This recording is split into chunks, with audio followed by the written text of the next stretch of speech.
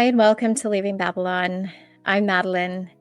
If you're new here, welcome. My channel discusses various topics, including history, geography, media, politics, general society, within the lens of the truth of Scripture and the cosmology in which we live, which is a flat, textured, enclosed realm by God's design.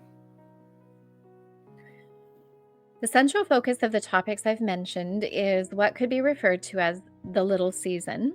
And this is a little preached and even less understood component of Revelations chapter 20, where the little season is referenced as a time following Jesus' reign on earth with the saints for 1,000 years when Satan was bound in the bottomless pit.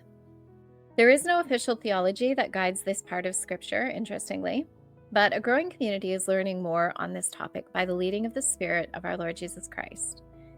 He is revealing the truth during a time of great deception. So please go and read Revelation 20 if you're unfamiliar with it.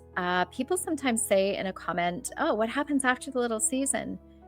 But you need to read this for yourself, so please take the time to review the chapter and do a study on it individually. Regarding the reign of Jesus and the saints, I'd like to share from Revelation 5, 9 through 10. So verse 9 starts with, "And they sung a new song, saying, Thou art worthy to take the book and to open the seals thereof. For thou wast slain and hast redeemed us to God by thy blood out of every kindred and tongue and people and nation. And hast made us unto our God kings and priests, and we shall reign on the earth." So on the earth means on the earth. And I believe the Bible is a literal demonstration of God revealing his truth to us by his Spirit. We are led into all truth in this way. So please note that I normally post a link to the same video without background music for those who struggle with it, but it's not always available right away. It'll be available if there's no issues with the recording. As for advertisements, I'm not monetized, but YouTube puts ads on anyway. I can't do anything about that. The proceeds from my products on the store go to the North Front Coalition, and I make no money from this channel. I say this because when I started gaining subs, I was accused of doing this for profit. However, I've never made a penny from this channel or the products, and I aim to keep it that way. I also don't judge other people, so this is a personal decision. I'm on Rumble, Patreon, Instagram also. The NFC can be found on Facebook and the website, and I'll link those in the description.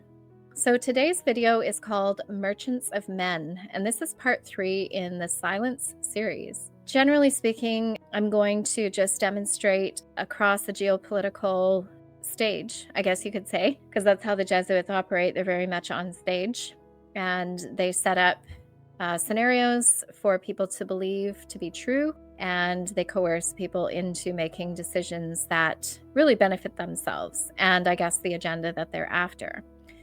Something I want to start with here, I'm going to be talking about this double cross. And the reason for this is because this image in particular comes from Angels and Demons by Dan Brown, the movie, but it was the book series, the books as well. And these two keys are placed in the form of a cross. And I call this a double cross because I want to talk about the Jesuits in kind of this context. They are hypocrites according to their own word, which I read in my first part of this, and they are deceivers. And they do believe that by hypocrisy and money, they can achieve anything. And they do have big aims. I believe that they are the ones behind the deceptions of the little season. I believe that they work for Satan. And so to deceive someone, double cross, is to deceive someone by working only for your own advantage in the usually illegal activities you have planned together. And I think that actually demonstrates that description kind of demonstrates what the Jesuits are all about. Admittedly, they're actually quite proud of these behaviors that they run by. So the two keys were famously given by Jesus to St. Peter.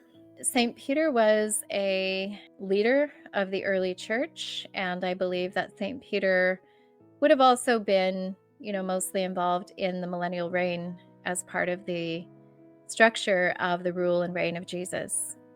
And Jesus said, "And I will give unto thee the keys of the kingdom of heaven, and whatsoever thou shalt bind on earth shall be bound in heaven, and whatsoever thou shalt loose on earth shall be loosed in heaven." And the picture on the right is from the movie Mission Impossible. It's the most recent one from 2025. And famously, the key to this kind of being that they're trying to stop, the entity, it's kind of trapped in this AI technology, and they use these two keys in coordination or together. They sort of slot together, and then they go into the machine, and they can disable the entity. And the entity is the enemy of all mankind. So if you flip that on its head, the entity is actually God. And in my view, the team of Mission Impossible are the Jesuits. They're describing their struggle against God and how they have been gatekeeping the kingdom, right? So this is kind of, I think in the little season, this is the job of the Jesuits.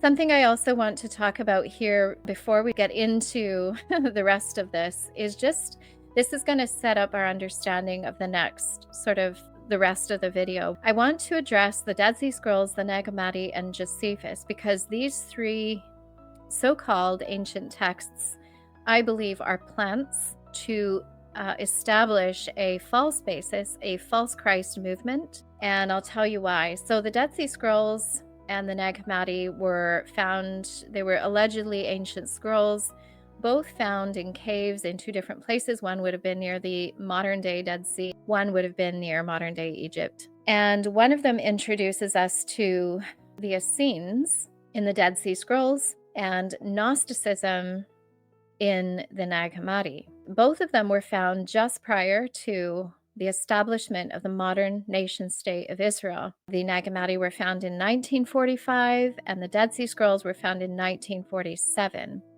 And the other writings that kind of introduced similar things was Josephus, who talks about the Essenes in his writings. Allegedly, whether he existed or not is a question, but he introduces a few things. So he introduces an Essene narrative. Now, these people were like ascetic, they had like communes. Allegedly, they were following kind of a more Gnostic-y belief system, a little bit more mystical. So I've actually heard it say that the Essenes kind of match up really easily to the Jesuits. There's like a few correlations there, like the initiation period, the Essenes actually have some of the early Masonic markers.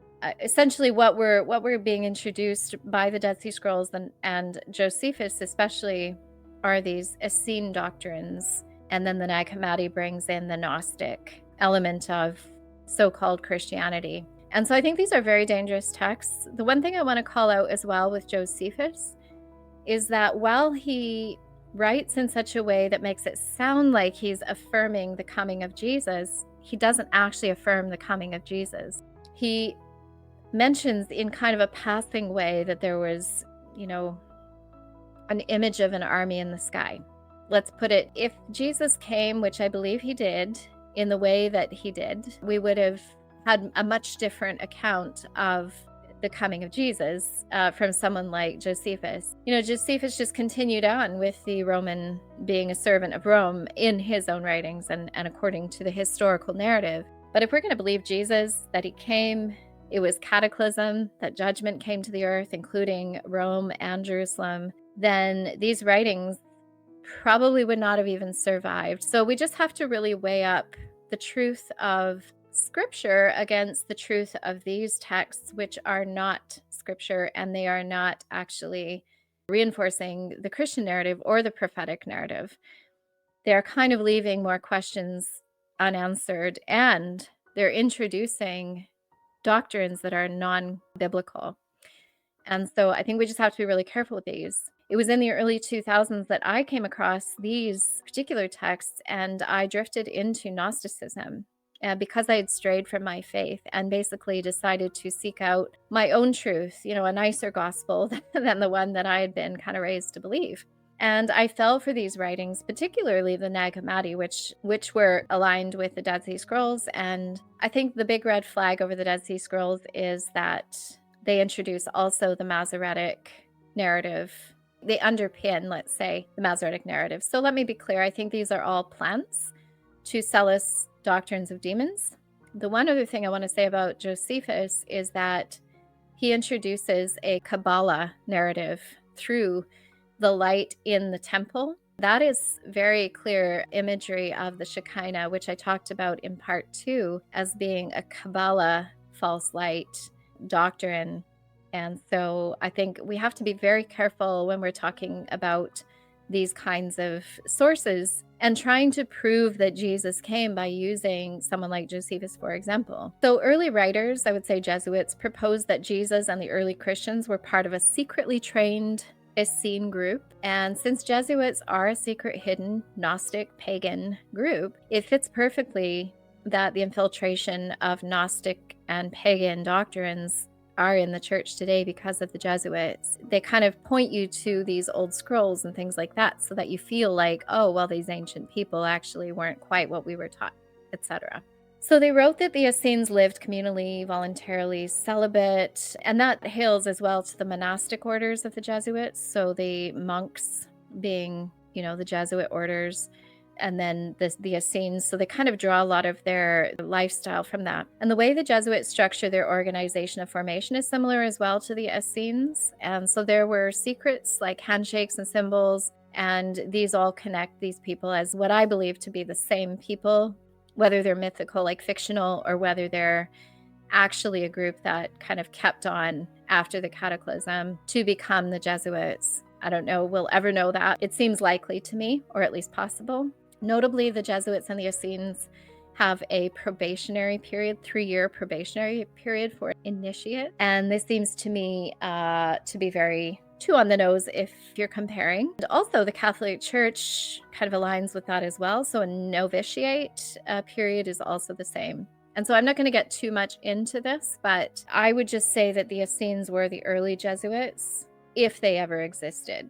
And they want you to believe that John the Baptist and Jesus were also part of this sect of Judaism. However, the Bible does not talk about the Essenes, and so I highly question whether they ever even existed. I think they were most likely a fabrication. St. Paul does not talk about Essenes. None of the apostles talk about the Essenes. Christian writings do not mention any of the Essenes. These are fairly new concepts. I think they've been seeded into archaeology findings, and I think there's a reason that archaeology exists in the first place, and that's often to sell us these kinds of deceptions. So just looking at the Essenes, it says that they were originated as a distinct group among the Jews during Jonathan Apph's time. Most scholars think the Essenes succeeded from the Zadokite priests. They attribute their interpretation of the Torah to their early leader, the teacher of righteousness. And embracing a conservative approach to Jewish law, they observed a strict hierarchy, favoring priests over lay people, and emphasized ritual purity and held a dualistic worldview. So the dualism as well is something that comes into play when we're talking about the Masons. Pliny relates in a few lines that the Essenes possessed no money and had existed for thousands of generations, and that their priestly class did not marry. So these were celibate classes, again, very much like the Jesuits. Josephus gave a detailed account of the Essenes in the Jewish War. So as I said before, they kind of back each other up, this finding of these scrolls and Josephus. They claim firsthand knowledge. He lists the Essenois as one of the 3 sects of Jewish philosophy alongside the Pharisees and Sadducees. Yet the Bible never mentions this. He relates the same information concerning piety, celibacy, and so the absence of personal property and of money. And this is very much something I think the Jesuits would see themselves as, kind of in that same category of monastic people, if you will. And then I just want to give you an idea here. So another early self-appellation, meaning elective righteousness or righteous one. And then they talk about, as Nazareans, Mandeans believe that they constitute the true congregation of B'nai Nura, meaning sons of light, a term used by the Essenes. So this sons of light term is actually a very Gnostic reference. Similar to the Essenes, it is forbidden for a Mandean to reveal the names of the angels to a Gentile. So they're very much into the angels as well, which again is reflected in Catholic doctrine. Both the Essenes and Christians practiced voluntary celibacy and prohibited divorce. Both also used concepts of light and darkness for good and evil. A few have claimed that the Essenes had an idea of a pierced Messiah. Okay, so devotional writers associated with the Carmelites, such as Daniel de la Marie, made the claim in the 17th century that the Essenes had been proto-Christian and that they were synonymous with the Carmelites since the time of the prophet Elias, that's Elisha. This was a hotly disputed issue about the antiquity of the Carmelites with their rivals, the Bollandists. Okay, I'm going to move into the Bollandists now. Society of Bollandists is an association of scholars, philologists, and historians, originally all Jesuits, who since the early 17th century has studied hagiography and the cult of saints in Christianity. Their most important publication has been Acta Sanctorum, the Acts of the Saints. They are named after Flemish Jesuit Jean Bolland. He was a prefect of studies in the Jesuit College of Mechelen. So when we're talking about hagiographies, again, let's be very careful what we accept as truth, because we want to make sure that we're not being fed doctrines of demons. So the task for this work was to search out and classify materials to print what seemed to be the most reliable sources of information concerning the saints venerated by the church and to illustrate points of difficulty. So he devoted himself, Hentius was allowed to devote himself exclusively to the writing of the Acta. He solved many problems relating to chronology, geography, and the philological interpretation of the sources. So these are Jesuits that are making decisions about chronology, geography, and interpreting the sources. That's just something that I think is quite important to recognize, that the Jesuits were involved in compiling the hagiographies and the chronology. Now we're going to talk about how the Jesuits were actually involved, by their own admission, the trafficking of people. Okay, so this is where we're going to start talking about the merchants of men. But I had to first talk about the Essenes and the connection that is made, I believe, between the Essenes and these kind of Kabbalistic belief systems and how they're being woven into, through the Jesuits and through the so-called modern Little Season Jews, into the Judeo-Christianity, into this sort of Zionist result. The Jesuit order that founded Georgetown University formally apologized to the descendants of 272 slaves sold in 1838 to pay off the university's debts. Today, the Society of Jesus, who helped to establish Georgetown University and whose leaders enslaved and mercilessly sold your ancestors, stand before you to say that we have greatly sinned in our thoughts and in our words, and what we have done and what we have failed to do. And here, in the United States, the order used and trafficked, so this is the Jesuit order, used and trafficked enslaved people until the 13th Amendment abolished slavery in 1865, the earliest known Jesuit community to use forced labor in what would become the United States was a mission founded by French Jesuits in 1703 in Illinois. And so here you can see that the Jesuits were moving people around.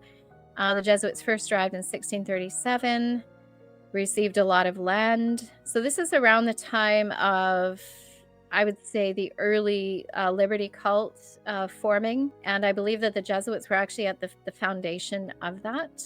That is my belief. And here in the Journal of Jesuit Studies, which is from the Jesuits themselves, they talk about a national legacy of enslavement, an overview of the work of slavery, history, memory, and reconciliation. And you can see here slaveholding by churches or religious orders, slavery in the law. And they just go on to talk about, in this document here, all the people that they are recognizing in this particular document that they want to reconcile to. And I call them merchant priests because they use the confessional as absolving themselves of any wrongdoing. And I think that is on purpose. I think they put themselves in the position of God on purpose. They believe they have the keys of the kingdom to bind and to loose. And also they have the power of the papal seat, allegedly, to be under God in this way. And not only are their sins forgiven, but the sins of anyone they decide through the confessional to absolve of their sins. And the problem with that whole system is self-evident, I would say. But when you go about enslaving, trafficking, and profiting off of, life of people like mankind. And then you can go to the confessional and be reconciled, say you're sorry. I'm not saying that God doesn't forgive, but I would question whether that is pre-planned, premeditated kind of system to aim to absolve one of doing things that they profited from. Ezekiel 27:1-3. And the word of the Lord came to me, saying, And thou, son of man, take up a lamentation against Sor. And thou shalt say to Sor, that dwells in the entrance of the sea, to the mart of the nations, coming from many islands. Thus saith the Lord to Sor, Thou hast said, I have clothed myself with beauty.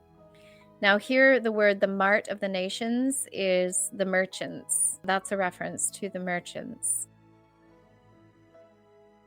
So I want to jump over and talk about the geography now, because the geography plays a part in the overall story of the Jesuits and their impact in this little season. Something you'll know if you've been watching my channel is I have covered quite a lot of discoveries over in the Pacific region, and particularly a place called Terra de Yeso, which is, if you look at the top corner here, picture, top left corner, you'll see a land off of Tartaria and what is modern-day Kamchatka and Japan as the Terra de Yeso. That is a 1643 map. After 1643, these lands actually started to be changed in their description. And so you'll see here under this 1667 map, I'm going to zoom in here, and you'll see that in this kind of header area, this reference starts to appear, and it's called Compañía de Jesús. That's the Company of Jesus, or the Society of Jesus. And so between 1643 and 1667, there was a kind of influence on the maps and on the chartographers that started to take place, that started to name this area as the Society of Jesus, or as belonging to the Society of Jesus. Another reference we see over here is something called Campania or Terra Campania, and that is also company.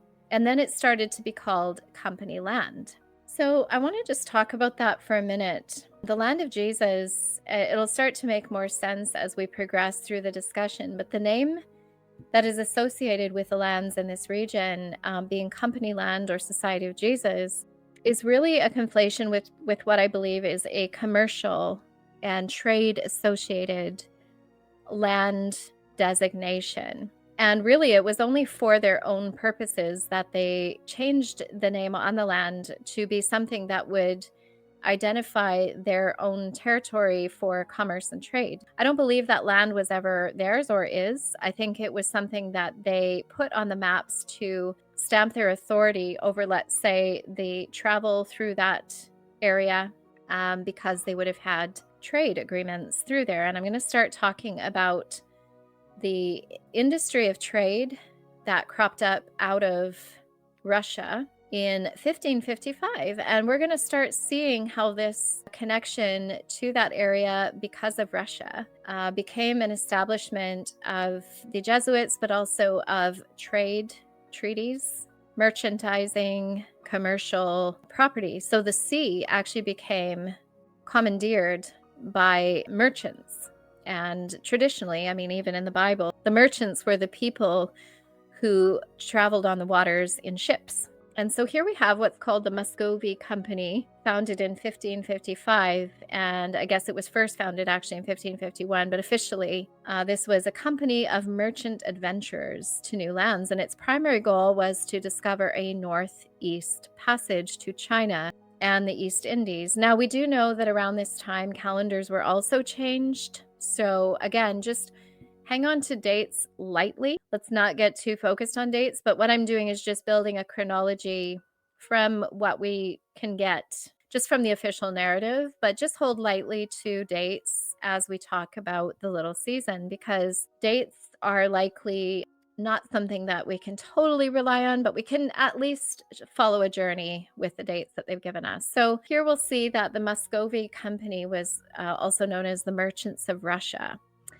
And so merchant trading was basically part and parcel with exploration, because they used the ships to both trade and also, obviously take their goods around, but they were also using it as an exploration endeavor. And the traders became very closely associated with, really the lands and setting up trade deals. And, they were kind of the ones that understood trade and commerce for profit, actually. And so in 1607, the Muscovy Company sponsored 2 voyages of a man named Henry Hudson, and they wanted him to find the Northern Sea. And so they needed to find a route to Asia, allegedly, on the water. The Muscovy Company had a monopoly on trade between England and Russia, and Henry Hudson searched for passages to Japan and China.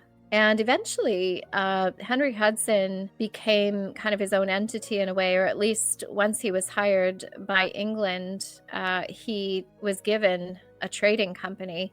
And it was originally known as, I think it was Hudson Bay Company eventually, but it merged with a company called the Northwest Trading Company, which was established in 1783. But just going back to Henry Hudson's name, so HH is actually a hallmark of the occult or the Masonic networks. I would call this even a Jesuit hallmark, being the 88. And that one's a pretty strong one. I don't usually call out these hallmarks, but that one is quite identifiable here. He was hired by the Dutch first, and then he was hired by the English in 1610. And he established a trade route and established commerce rights across North America and Russia. And that included the Pacific West coast of North America. Trade and commerce treaties allowed movement of goods through neutral territory, despite wars, for example. So commerce became its own legal jurisdiction in a way, and now we know that as Admiralty law, and it took on a life of its own. So operating in the framework of Admiralty law, the rights and freedoms were associated with commercial legislation. Protection of merchants was established by way of the fur trade and all this kind of thing, like even sugar and tea, for example. The Russian-American Company held a monopoly of trade and settlement and resources within Russia's possession in North America, specifically Alaska and the Aleutian Islands. And it was an administrative arm of the Russian government in North America. It was used for trade, commerce, and to establish commercial settlements, monopolizing the trade within its domain. So it was defined as Russian American, which is, again, as I said, modern-day Alaska. The company was focused on the colonial holdings in North America. And once Alaska was handed to America through the famous check, the Russian-American Company was allegedly dissolved in 1867. I just want to call out 1867 as being quite a significant date, because it wasn't long after that the Klondike kicked off, as we know, famously. But a lot was happening in the mid-19th century. Just a note to say as well that Russian Orthodoxy is still visible and present in Alaska, and it is a remnant of the Eastern Orthodox Church of Russia. I don't know if that's the exact name of it, but it is the Eastern Orthodox Church of Russia. So Tsar Paul I of Russia wrote a charter as the official Russian colonial administration for North America. And there were 2 kind of fur traders or traders, Grigory Chelikov and Ivan Golikov. And originally they formed the Chelikov-Golikov Company, known as the Northeastern Company, in 1781. Now, Kodiak Island was actually settled by these merchants in 1784 as a trading outpost, and they conducted business from Irkutsk over in Russia, and they attempted to establish commerce with Japan in the Kuril Islands. Now, if you've been following my Hidden Pacific investigations, the Kuril Islands are very close to what I would call the Terra de Asso, the land of Jesus. So a rival trading merchant merged with the Northeastern Company based in Yakutsk. And one interesting story is that they encountered a large wave during an earthquake in 1780. and that caused their ship to go ashore in Urip Island, which is up in the Kuril Islands of Japan. And the Irkutsk governor gave Lebedev, who was the owner of the ship, his ship called St. George to help recover the trading vessels. After Shelikov's death in 1795, his company merged with 3 other competing fur trading companies to form the United American Company. And I cannot tell you how important these trading companies were to the establishment of the rules and treaties in this area. And this area, so when you see Trump and Putin actually meeting in Alaska, these relationships are very long-standing. These are not new, and these are not even hostile relationships. These people may as well be best buddies and friends, comrades even. And so I believe that this region is very established as a commercial entity between, even today, between Alaska and Russia. And I would say even China is included in that, because the Jesuits went on to establish treaties with China, between China and Russia. So the history and evidence of Jesuitism is hidden within the narrative of the Russian-American merchant relations. Background of the merchants in the region of North Russia are the Cossacks. And so we would say across northern Russia and America, this was the people group that was really ruling the show in terms of commerce and trade. And I've even sort of shown this kind of Jesuit or Franciscan monk who would have been contracting between people. So they become very much facilitators and diplomats, I would say, would be your Jesuits. One thing I want to call out as well is that the Cossacks were basically a non-tax-paying entity. They were only paying trade tariffs, so primarily in Eastern Europe and Asia. They participated in wars with their weapons and ammunition, food and fodder, so similar to American Rangers, actually. I'm not that familiar with American Rangers, but I did find that. So militia, as far as militia goes, they were hired for war, and any means of profit for them was what they were up for, really. And so think about, what we have today is the industrial military complex. We have, they were working their way through the Eastern Empire, and the Cossacks ended up basically near the Qin Empire, which is Qin in China, and it's also known as Manchuria. Now, Manchuria is a very specific region that I believe has a lot of biblical historical backstory.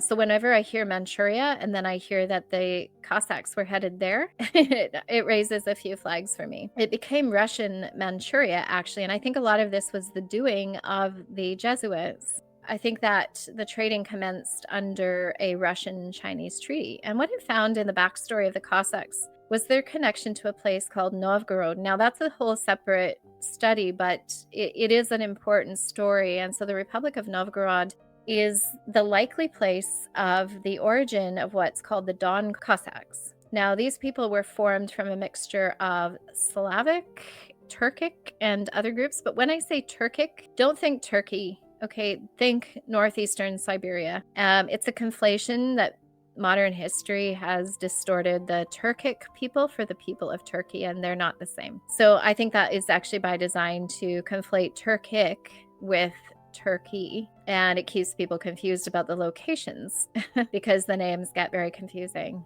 So the Cossacks behaved as a warlike military kind of settler group around Russia, Ukraine. Now, if you are watching my Hidden Pacific Investigations, I would check out part 2, specifically because I talk a little bit more about where the Ukraine actually is. I don't believe it is in the location that we are led to believe in modern times. Something about the Don Cossacks is that their name basically brings them back to a place called the River Don, and it's also the Scythian, kind of in a Scythian region. I would like to point out that there was idol worship of a woman and baby in this region. So it just actually underlines, again, some of that connection to the beliefs of the pagan societies and the warring societies like the Scythians, and also that connection to the Jesuits who would have been doing trade with these people. Now, these people actually, I believe, turned into or started to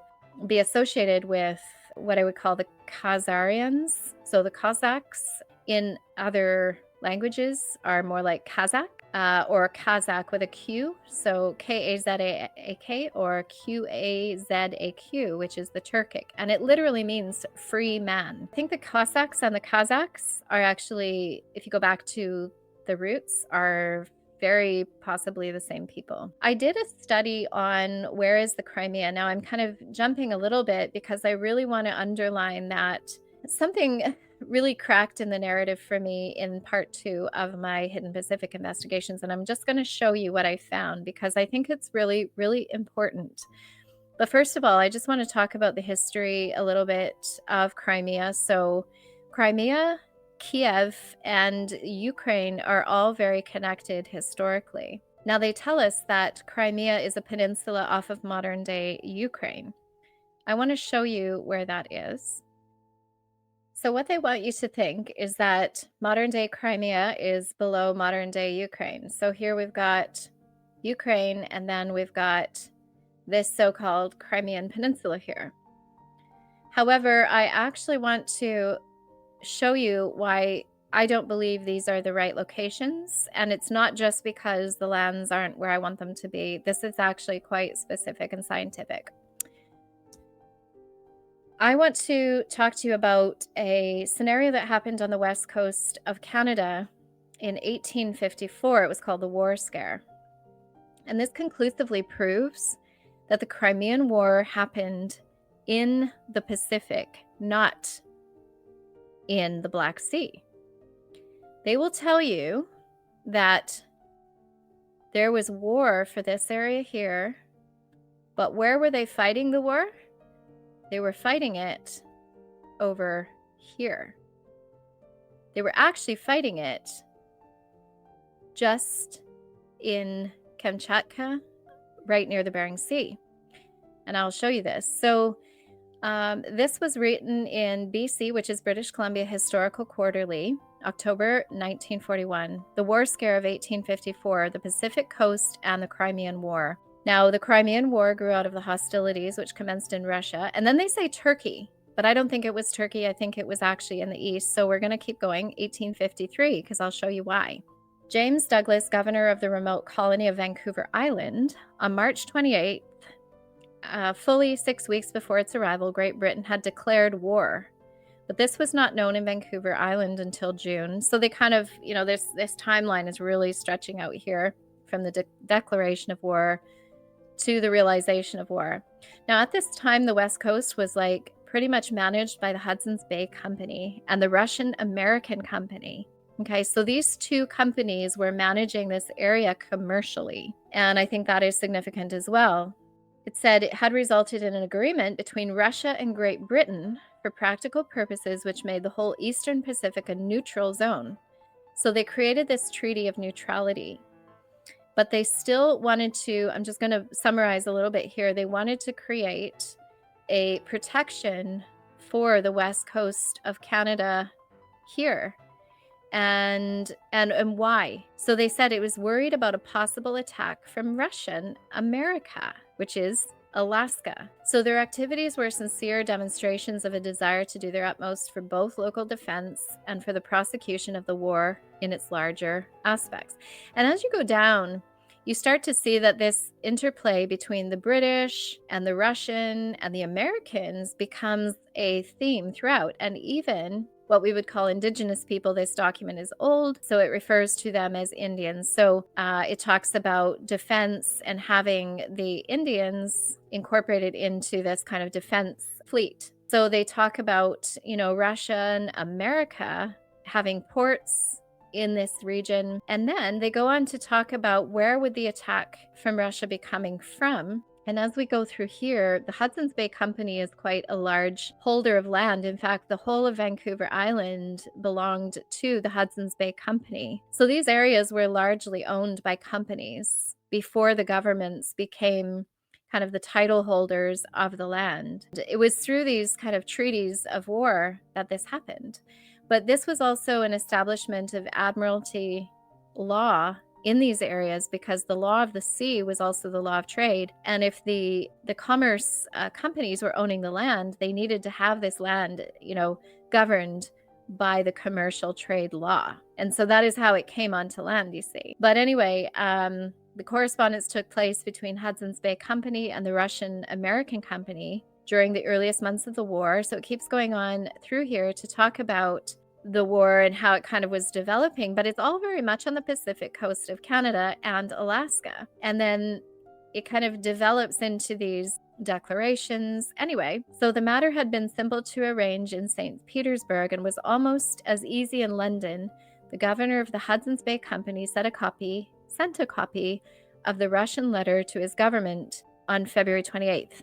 Her Majesty's government informed the company that it was willing to agree to a state of neutrality for the territories of the two companies, but reserved the right to seize all Russian vessels and to block any Russian port. Now it says, the Russian American Company promptly made arrangements to have all its vessels fly neutral flags and to increase trade with California. So as you can see, this whole so-called Crimean War is all on the west coast of North America. So technically Vancouver Island, a colony, was subject to attack by Russia. Why was that? Why was it subject to attack by Russia? The organization had a complete monopoly. Now it's talking about the Russian American Company, who we saw with the double-headed eagle emblem. And so we know the double-headed eagle is actually Russia America because that's the Russian American Company, and that's their logo. Okay, so the Russian attack on the colony would have failed to harm the Hudson's Bay Company. It's doubtful if the northeastern Pacific, I put a question mark on that, was given much serious consideration. And so all of these companies are more like vying for territory, vying for treaties, right? And the British government sent a Pacific squadron to support the protection of the Vancouver Island in particular. But what I want to point out here, getting to this part here, so the hospital on the Vancouver Island was adequate for an emergency greater than that created when the squadron visited the colony on its return from Petropavlovsk, which is in Kamchatka. That is a Pacific north of Japan location. At that time, those wounded at the siege of the Russian port were taken on to San Francisco. So my point being, I believe this, well, first of all, this is Petropavlovsk.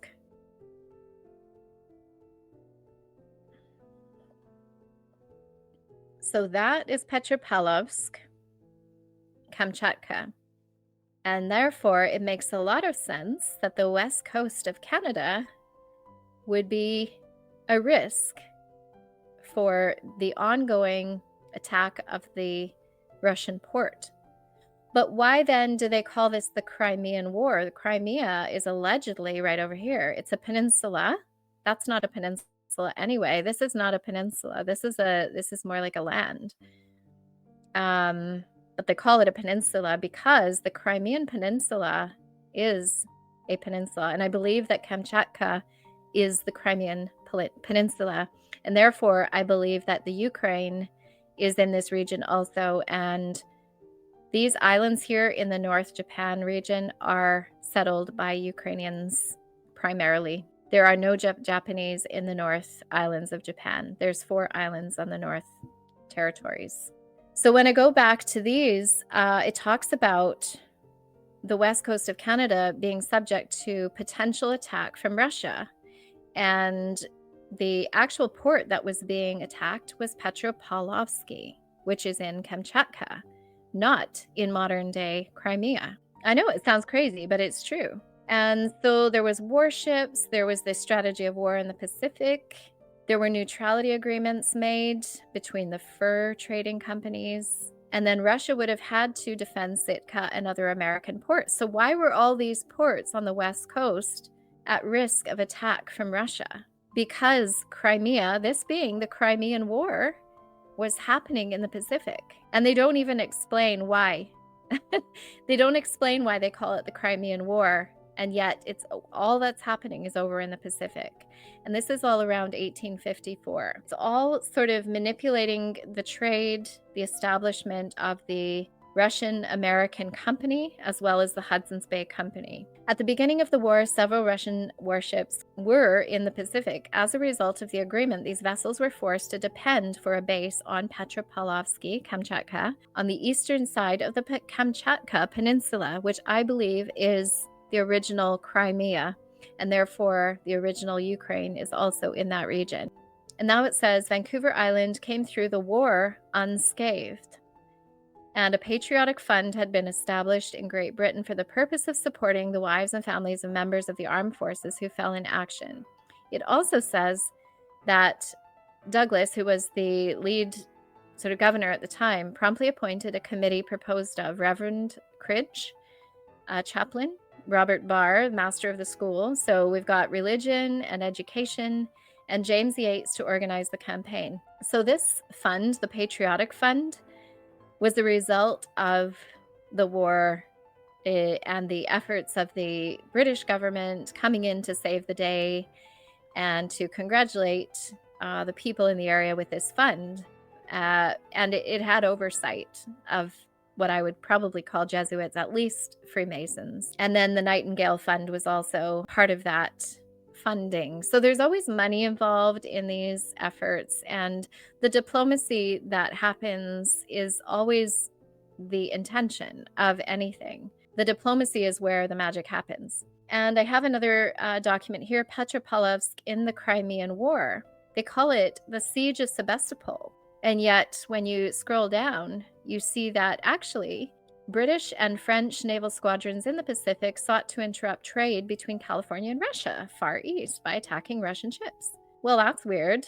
If your actual point of conflict is somewhere way over here, like literally thousands of miles in the opposite area of the world.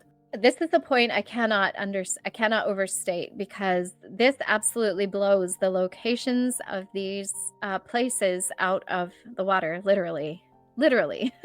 And so it says here that trying to disrupt the trade between California and Russians Far East. Remember that at this time, Alaska was still a Russian province.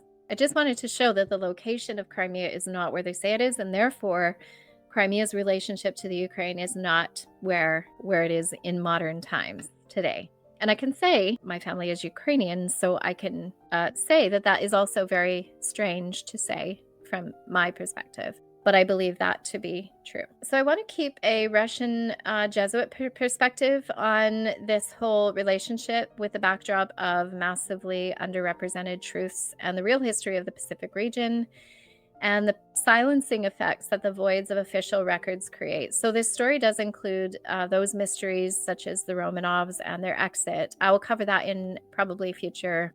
One thing I wanted to talk about here, something that happened throughout the 17th century, of when I believe the takeover of the Jesuits was taking place, the Russian government was basically creating bonded serfs. So the bonded people was a variety of serfs in Russia. Now, I believe that during the millennial reign, serfdom was actually a common lawful position for a person to have in your region. You would, if you were a serf, you were working for the land, working for a landowner, but you were also provided for. And so there might not have been, a salary involved, but you'd kind of been bonded to the landowner and things like that. So the bonded serfs fell into bondage after a cash loan for the interest. So we started to see this increase in interest and loans. And so they had to serve the creditor's household until the debt was paid.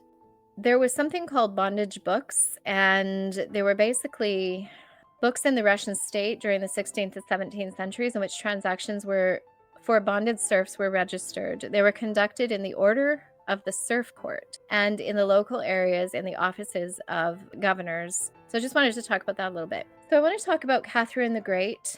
She ruled from 1762 until her death in 1796. She increased legal and administrative reforms, including new legal codes. She actually created a Jesuit sanctuary in Russia after the papal bull was actually delegitimizing the Jesuit orders. Catherine the Great made room for these people, and she was a pivotal player in amending laws and opening the field of play for commerce, actually.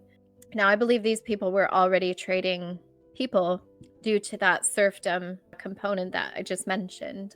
So I think that that people became a commodity in this little season for these new rulers, this new class of rulers who were actually looking for any possible way to profit from their positions of authority. And they could just change legal codes and laws. They had very much, because they were still in monarchy positions, they were able to just manipulate the system in their favor because they were so powerful. And I think that's how it kind of played out. So I also find it is interesting that she refused to expel the Jesuits according to the Catholic position on that. She said that they served as educators and considered them to be high quality people in her kingdom. They dissolved the Society of Jesus outside of Russia, but in Russia they actually thrived, and she had some very close people working with her that were Jesuits. Now, this person, Grigory Orlov, was one of her closest allies in her position as the Empress of Russia. And he actually helped her get rid of her husband off the throne so that she could take the throne. I think it's quite interesting how they look like almost the same person, and I can't tell which one is male and female. And in these societies, they actually do very much play both gender roles there, or they swap gender roles a lot. Now, I do want to point out that the hat of this person shows the crest of the Russian American company. And so that double-headed eagle tells me that this was very much a trade-oriented position. So they would have been, in my view, a lot of these people would have been fighting for the trade rights, the merchants, and the commercial admiralty type of laws. And right here in the Journal of Jesuit Studies again, they talk about in 1769, the transit of Venus was a springboard for Jesuit ministries among the learned. And this is during the time of Catherine the Great. She really liked these people, but this person in particular worked with her to kind of, I guess, embolden her rule by using astrology, writing scientific journals that would really leverage this kind of, not just her as the empress, but also his position as a Jesuit in the court and his influence over that social standing, and even, just having an influence and being favored by the royalty. And so the importance of science for the missionary efforts of the early modern Society of Jesus is well known. Jesuits established institutions for teaching alongside facilities for experimental and empirical research. The classic top-down strategy of the Society of Jesus has been coined ministries among the learned. Eminent professionals, Jesuits, often manage to gain the patronage of majesties and state officials. And basically it just goes on to talk about how he really used a lot of flattery towards this empress so that she would really lean in and allow them more freedom in her society. I mean, they were pretty much in a haven as it was. Catherine the Great was also known for her support of the arts, kind of supported more humanist endeavors of the Enlightenment. She was a fan of all of that. Now I want to talk about Peter the Great, also known as the Mason King. He was also a supporter of occult and Freemasonry, as well as the Jesuits. So he, again, was really established as kind of a little season lead role in kind of furthering the endeavors of the Freemasonic and occultic agendas through the Russian courts. And I had to copy paste this one because I couldn't actually highlight on the web page. This paper shows that, attempts to revise the dichotomy by focusing on the Masonic and occult influence prevalent in the Petrine or Peter's Court. These two complementary aspects of Petrine society and culture have been censored and overlooked by successive generations of historians, yet they exert a considerable hold on some of the most powerful statesmen of the period, including the Tsar himself. In this Mason King designation, he was also called the architect of New Russia. And here it says, it reveals a concerted campaign to portray Peter the Great as a new King David, leading his people, new Israelites. So let's just put that in context for a minute. Not the original Israelites, but new Israelites. Now, let's not forget, this is also the time of the emancipation of what I would call new new Jewish people that were created and fabricated, as I kind of described in my first part of this series, for the little season, because in order to enable the end times deception that is required by having a new land that they call the promised land and a people that they call the Jews.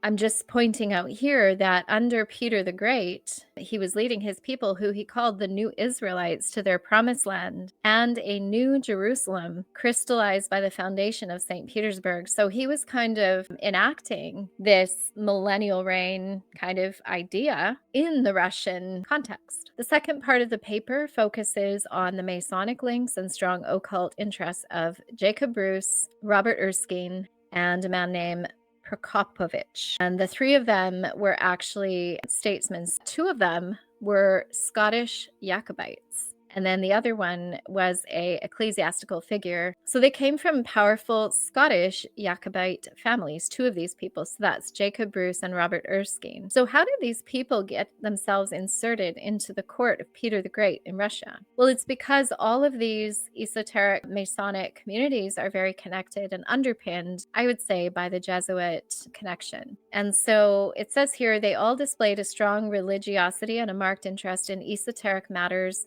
And Bruce and Erskine in particular had strong ties to Jacobite Freemasonry, so Peter the Great displayed similar interests and acted as their enthusiastic patron. Thus, it was hoped that his paper would reveal the significant extent to which Masonic ideals and a fascination with the occult were rife at the Petrine court and helped to shape the transformations enacted during this pivotal period in Russian history. So if we look at Peter the Great, so it says here that by the summer of 1689, there are attacks on Crimea. Now let's just put into context where I was just showing Crimea is historically, it is in the Pacific region on the east coast of Russia, on the Kamchatka Peninsula. So by the summer of 1689, Peter planned to take power from his half-sister Sophia, whose position had been weakened by two unsuccessful Crimean campaigns. Why were they attacking Crimea? Why were they attacking Kamchatka? Against the Crimean Khanate in an attempt to stop devastating Crimean Tatar raids in Russia's southern lands. Now, if you think about the Russian lands on the east of Russia, that's where Tatar Crimea was. I've done videos on this on the Hidden Pacific Investigations, and I know it sounds crazy, but modern day Crimea is not Crimea. It is Kamchatka and like that Korean sort of Eastern Asia area. And I know I do get a lot of people disagreeing with me, and that's okay, but I have shown in other videos the receipts for everything I'm saying right now. But I did just want to show you that he was involved in the attacks on Crimea way back in the 17th century. I also wanted to say that the thing about Peter is that he commissioned northern sea route expeditions. And when we say northern sea route, they were trying to get down from northern Russia all the way to Asia by boat. Well, if you've watched any of the videos on that region that I've done, you'll know that the Strait of Jesus, or the Strait of Yeso, which is Jesus, goes down along the eastern coast of Asia, and it comes out around that Kamchatka region and Japan, northern Japan, and across from there is the land of Jesus. And so the whole point of these people going down there and looking for routes to get in kind of makes sense when you think about it, because they were obviously, maybe they knew there was something there and they were trying to access that. And he even had two ships built called the St. Peter and the St. Paul. And so the main city in Kamchatka is called Petropavlovsky, which is St. Peter, St. Paul. Now, in 1723, Peter the Great legally abolished the institutions of slavery by converting household slaves into serfs. Now, that was just an actual illusion of freedom. And this is what I think has actually happened with all of these emancipation movements in some form or other. So let's just hear how it worked in Russia. So it was a merging of legal status of slaves and serfs, and it was actually lowering the status of some serfs, and it was lowering them to make them the two groups indistinguishable. So basically they were actually kind of lowered into a slave class. And the other thing Peter the Great did was he expanded power over the serf class. So they enforced class division, and specific roles were needed for the good of the state. So they ended up endowing estate owners with brand new rights, increased rights, and they required permission, for example, for their serfs to even leave their master's estate. They created a class of enlisted or professional serfs who were bound to factories and industrial centers. Factory owners were granted the right to buy peasant or serfs for labor. And so they were really enabling the trafficking of people, if you can see where that's going. So conscripted soldiers became a new class of serf as well. They were a standing army, and being in service for life, they were like the slaves of the state, if you will, and they would have to go to war whenever. And so they also created the poll tax and expanded the number of taxable workers, making the burden heavier on the working class. Peter expanded the control of the ruling class in Russia, and he increased the capital of the landowners, and he ensured supply of labor because of all this working class that he created. And so the revolts ensued, and then they were suppressed, and serfdom was essentially abolished in 1861. But essentially, they created an effective working class, a slave class. That's what Peter the Great is politically known for. Now, I want to talk about 1776. So we know in 1776, it's quite well known that sort of like a conjunction of two groups or families, whatever you want to call it, were started to work together, or at least officially launched the Bavarian Illuminati. Adam Weishaupt was established as the sort of head of the Illuminati, the founder, if you will. And he was allianced with the Rothschild, Meyer Amschel Rothschild, and who funded the Illuminati. Rothschilds were like Ashkenazi, I believe Khazarian or Cossack, as I was speaking about earlier, and not Israel, not Hebrew. But I would say these are like the new Israelites, as we kind of talked about in the Russian context. And if we read like Revelation 2, it talks about this kind of these people who call themselves Jews but are not. And so I think, it's fair to say that the Jesuits, being involved in the courts at the time, being involved in kind of the diplomacy of trade and commerce, and being involved in the trafficking of people, we're very much at the high level of society throughout a lot of these negotiations and diplomatic relationships, as well as the establishment of the occult and Freemasonic networks. So it follows that, we've talked about some of these societies before, like the Knights of Malta, the Freemasons, Templars, the Shriners, and eventually what became the Zionists by way of the establishment of all of these secret societies. Because during the Middle Ages, you wouldn't have been able to have these open societies. They would have had to be secret, right? Because they were disallowed, they were censored. I do want to point out the double keys down here on this book, because I believe that it's all connected to the Jesuits and to the priest class. My first video was called The Blind Guides of Babylon. My second video was Ordained to Condemnation. And now I believe we're looking at this as kind of a commercial merchant priest class who are establishing a lot of different groups to manage different aspects of society. So a little backdrop of the 19th century Russia is that governments shared power and taxes with the church, which culminated at a time when people like Nietzsche were writing, and he wrote, "God is dead." So the revolution was, in my view, a spiritual one, initially, as in the French Revolution narrative that I've covered as well. And again, the church tithe, I think they saw that as an opportunity, like the new rulers saw the church tithe as an opportunity. So rather than paying the church, you could pay your government tax. And when church and state were separated, it was an opportunity for government to take the tithe, if you will.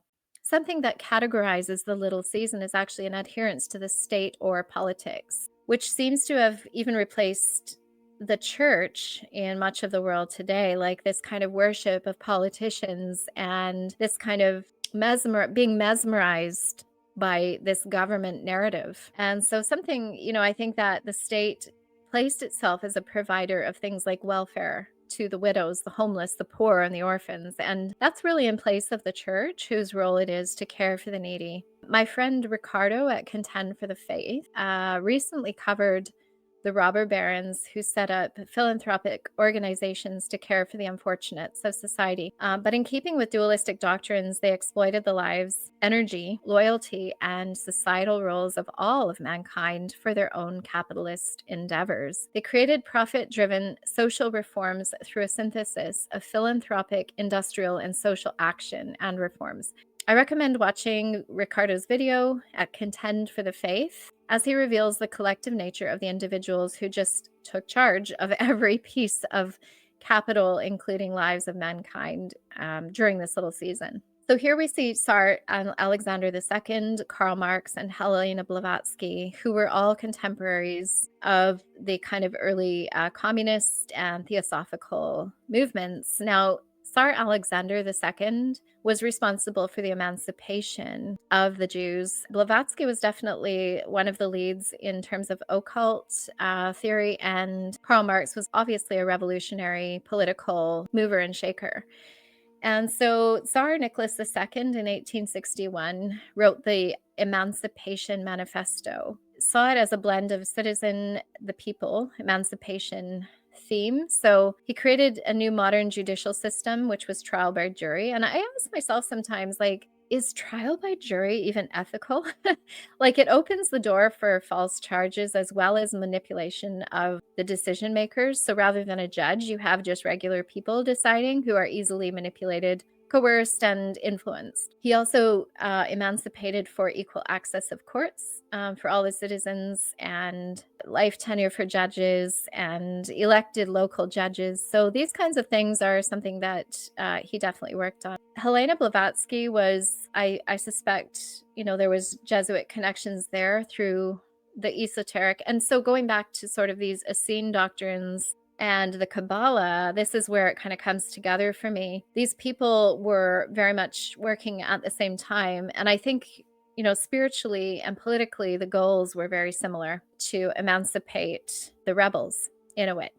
The infiltration of the truth was underway through Gnosticism and Luciferianism, and also idolatry, as I covered in my last video. Theosophy was promoted by actually the US government, a man named Alcott and Blavatsky. So these were US and Russian. They were considered to be consultants, actually. Basically, Blavatsky imported, and this other guy, Eastern philosophies into the West. So there was a few other people, Carlyle, Emerson, and Thoreau, who were basically writers of the time. Through like Buddhism, for example, in the upper classes of England and the continental Europe, including educational institutions like Oxford.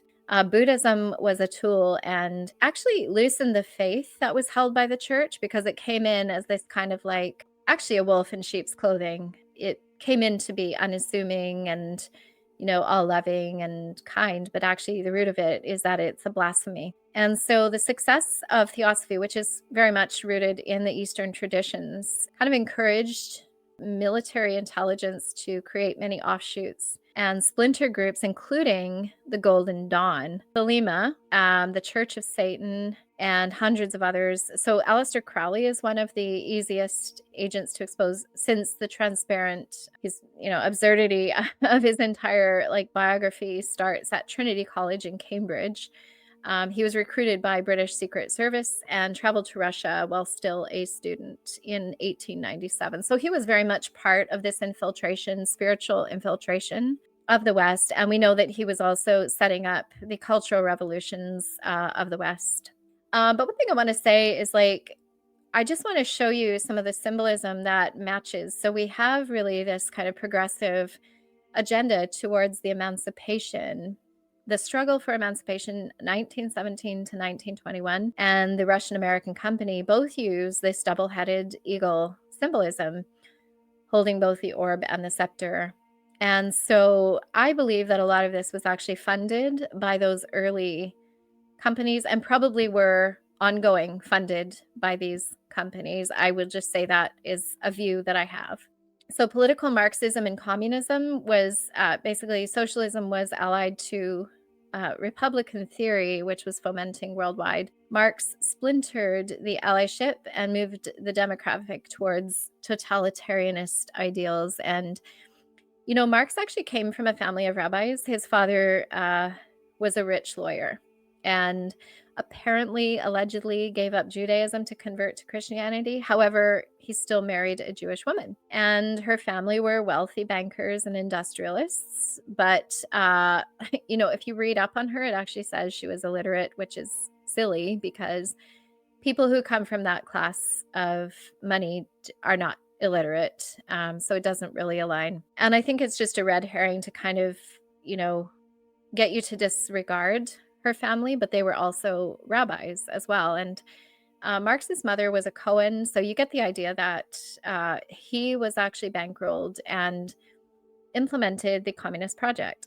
Interestingly, I found out that the city of Marx's birth was a place called Trier in Germany, or Trier, and it's claimed to have been founded 1300 years before Rome and even has ties to Assyria. So I just found that really interesting, and allegedly it was founded by Tribeta, son of Ninus. So we're talking founded like 1300 years before Rome. And Ninus is actually another name for Nimrod, apparently. He taught the Persians to worship fire. And, this area could have really had a strong occult background all the way back to Assyria. So I don't know how these historians know all of this, but I did find that quite interesting as well. But yeah, just the fact that these symbols show us that there is a definite connection between the money and the Russian-American connection. Something that I want to talk about as well is during the Russian Civil War, there were these pogroms, which were kind of a genocide that were taking place across the Ukraine. And from what I've just already described about locations, I just want to keep that in mind as well. These were carried out by groups that saw these kind of people that called themselves Jews as undermining the power of the monarchy, and they blamed them for not recognizing Jesus as God. And so there was this kind of awareness that there was a disconnect between the monarchy, which was God-given rule, and these people who call themselves Jews, and that conflict, social conflict, political conflict. The situation was complicated by the establishment of the German Committee for the Liberation of Russian Jews in Germany, whose founders saw the war with Russia as a method of liberating Russian Jews from the Tsarist autocracy. So there's just a little bit of history on what was kind of underpinning the pogroms. And something else I wanted to just point out was that the German Committee for Freeing of Russian Jews, it was, these people here were lobbying for socio-political liberation of Jewish people living in the Russian Empire and ensuring their protection from pogroms. In November 1914, it was renamed the Committee for the East. I just find that really kind of important to note. Something else that I just wanted to talk about was that when we're talking about Russia, we have a red, white, and blue flag, just like we have with Britain and America. And something about the white is that it represented the opponents of the Bolsheviks as time goes on. So the white Russians refers to the people who were defending pre-revolutionary imperial Russia, also known as Holy Russia. And they were essentially responsible for the pogroms and running of the pogroms. They did not recognize, the modern Jews as aligned with the sort of imperial Holy Russia. In 1875, a political platform united certain German socialist parties with kind of an aim of establishing socialist society through democratic and economic methods. In exchange for civil liberties, direct legislation by the people, universal, equal, and direct suffrage for all men. So these are great sounding gains for people, but there would be an economic response, which would see the abolition of the wage system, cooperative producers with state aid. This is all to achieve socialist society. So the assumption was that the working class would strive for freedom and that everyone else would be controlled by controlled chaos and social orders. Legal means would be used to pursue the aims of this program. So Marx was kind of against the idea of state aid and legal means, but he definitely drew attention to the Gothic program. And I think this is kind of the Jesuit thing of saying, I have a problem with this, but actually he's supporting it. So what happened was the Gotha program became the basis for the Socialist Workers' Party of Germany. And here's where you get the results of it. After the defeat of the World War II German regime in 1945, the Socialist Workers' Party was reestablished and became one of the two major parties in post-war West Germany. It actually became the thing that replaced the thing that everyone got rid of, right? I'm going to talk about Vladimir Lenin. Lenin's real name was Vladimir Ulyanov. He was one of the modern Jewish people. His grandfather was a wealthy Jewish doctor. Lenin and Trotsky were the instigators of the revolution, and it was actually, approved, funded by Britain, Germany, and the USA. This was all kind of to control society through corporate socialism, and the plans were laid at that point. So a socialist empire was the aim. So Vladimir Lenin in 1870 was drawn to the revolutionary cause, and he studied law and took up practice in Petrograd, where he associated with revolutionary Marxist circles. Union for the struggle for the liberation of the working class. That was kind of what they said they were there to do. And in December 1895, Lenin and other leaders of the Union were arrested. Lenin was jailed for a year and exiled to Siberia for a term of 3 years. After the end of his exile in 1900, Lenin went to Western Europe, where he continued his revolutionary activity. After the outbreak of the February Revolution, German authorities allowed Lenin and his lieutenants to cross Germany. So this was like collaboration with Germany. Berlin hoped that the return of anti-war socialists to Russia would undermine Russian war activity. In October, Lenin secretly returned to Petrograd, and the Bolshevik-led Red Guard deposed the provisional government and proclaimed Soviet rule. Lenin became the virtual dictator of the first Marxist state in the world. And after a struggle for succession, revolutionary Joseph Stalin succeeded Lenin as the leader of the Soviet Union. So it led from one to the other. And Germany's connection and the US and Britain were all established. So the October Revolution was basically the seizing of power by the Bolsheviks, and the Russian Empire was officially ended by this means. And in terms of monarchy, all private property, banks, and foreign debts were nationalized or repudiated. Control of factories was given to the Soviets, and an 8-hour working day was introduced. The USSR was created, Union of Soviet Socialist Republics, in 1922. Famously, the Romanov family were the last ruling family of Russia, and the mystery of their exit actually still is a big topic of debate. The Red Cross is one of those organizations. It was actually financed by William Boyce Thompson and Chase Manhattan Bank. The mission was filled with bankers and Wall Street lawyers. The function was to assist the Bolshevik Revolution. So the Red Cross was a financial cover vehicle and cabled millions of dollars to Petrograd from William Boyce Thompson. Washington State Department sent arms to the revolution in 1918.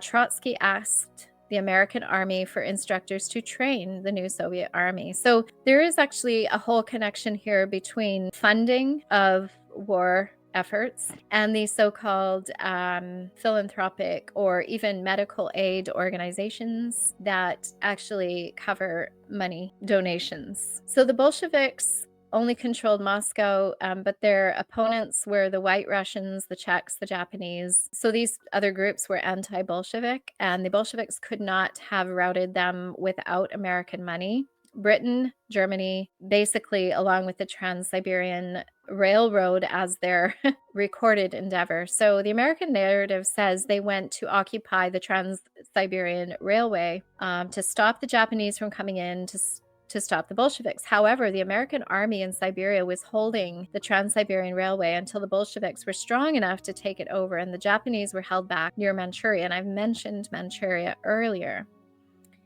So in 1919, the far end of Siberia, so we're talking like way over in Siberia near the east, right? So we've talked about that already. Near Japan, Even the New York Times comments from the Bolsheviks addressed the American army and thanked them for their aiding the revolution. Russia was starving, and white Russians, Ukrainians, and ethnic Russians were not welcoming of the Bolsheviks.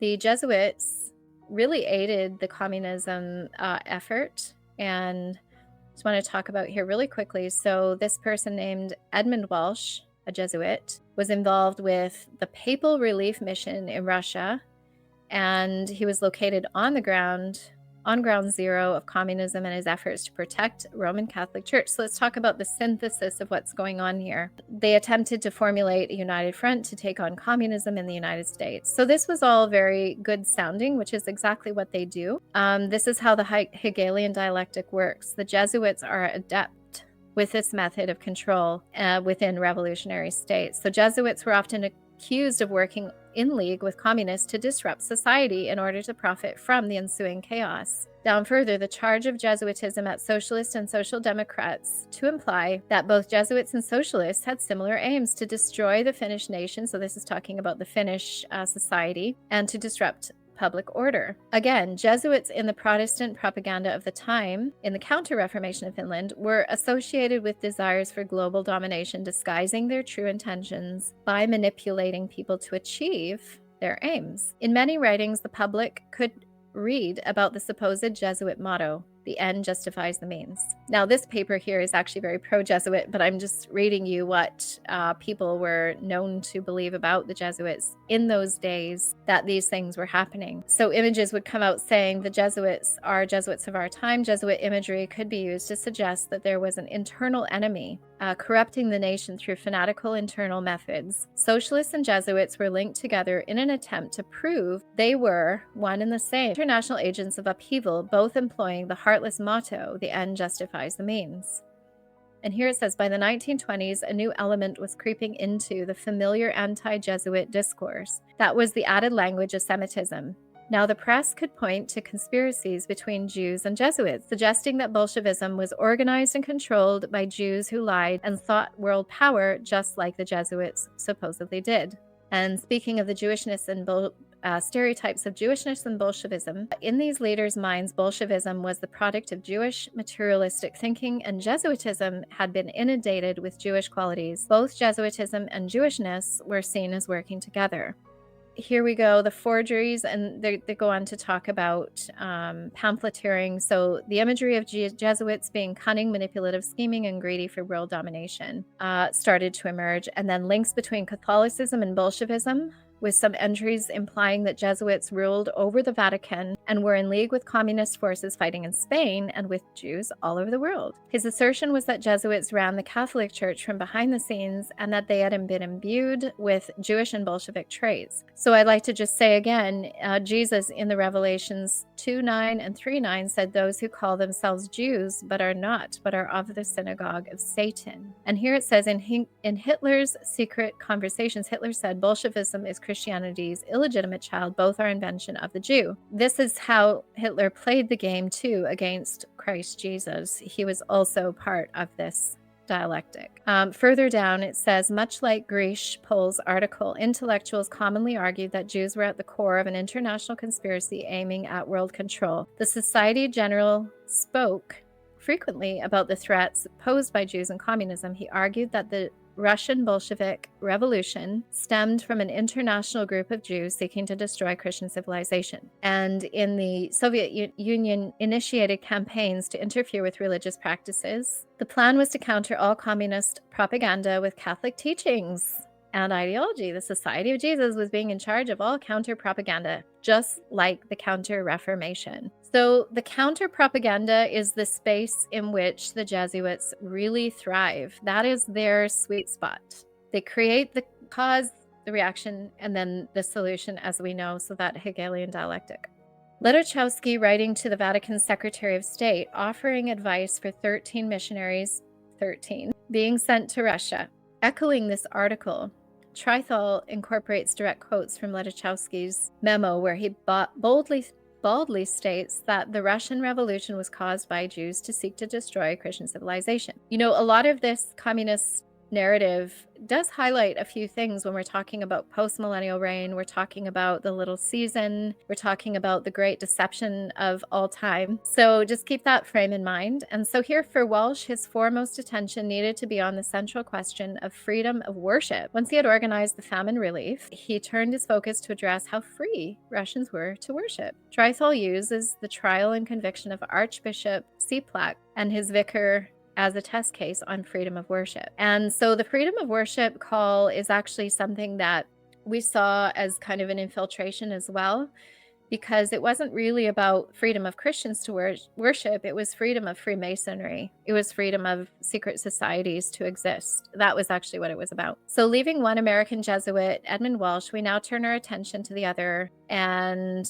his contributions to fight against global communism. So they take this position of facilitator and, philanthropist and all of that. So the Jesuits are basically diplomats. These American Jesuits are playing facilitator, but to what end? Because they bring the synthesis. And the plan was to put forward Jesuit propaganda to counter communist propaganda in a combative manner and have Catholics infiltrate and take over organizations such as the peace movement, labor organizations, etc.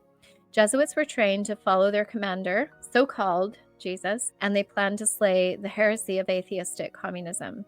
But this is just a synthesis, and they use the name of Jesus in vain because we know they're not actually followers of Jesus. Father Lafarge, United Front, calls on American intellectuals, especially those trained in Jesuit colleges, to be on the front lines of battle against communist propaganda. And finally, at the end of this, it says, instead, Father Feely puts emphasis on what was essentially Lord's plan, calling for the establishment of a new Christian social order. See, this is a synthesis. This is nothing to do with the Bible. This is about them organizing society according to the principles of Jesuitism. By 1938, Lafarge was attending the 34th International Eucharist Congress, and we talked about the Eucharist in part 2 of this series, which is a Kabbalistic Asherah idolatry. This man was the president of the Congress and gave the opening remarks. This other person was surprised when they spoke of Europeans forming a united Christian front, which would fight to defend Christians against godlessness. Which God are they worshiping? That's what I like to know. So they're fighting against or leveraging the dialectic. Counter movements are the Jesuits' sweet spot. That is what I'm taking from this.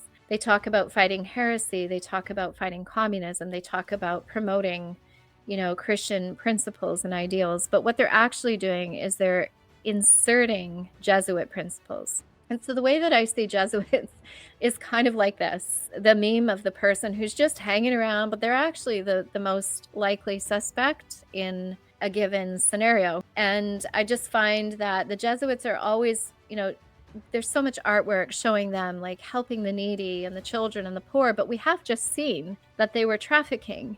They were inserting themselves into the revolutions. They were the good guys. They were sitting in the middle of everything, bringing synthesis into or counter movements into politically challenging situations. So people would be caused to revolt. The oppressor would then, there would be this like oppressor and victim situation. And the Jesuit comes in and acts like the good guy when all the time they've been trafficking people. They've been setting up new laws and codes by which to protect the slavery and the working class situation, the class, divide, so that you have an always ready working class for your profit, if you will. I have said all of that just as information because we are here to expose the fruitless works of darkness. But one thing I want to read from now is Joel chapter 2, verse 32.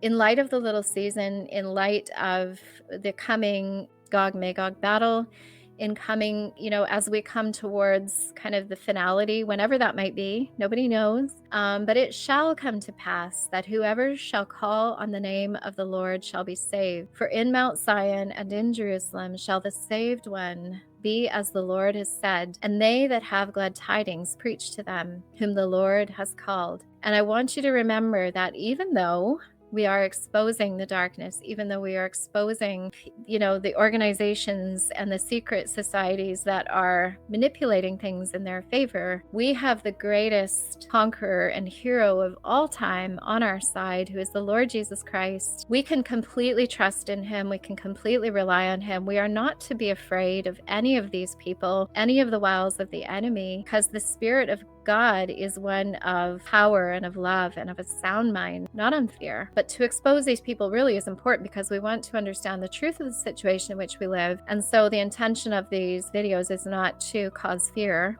but to establish truth and to shine a light on the darkness. And so I think one of the reasons why I do this is because I want to increase our hope, increase our faith, and generally just to highlight the power of God, that even in this time when there's been so much removed from our ability to do anything about this situation, our faith in the Lord and in the power of his might is what will see us through this time.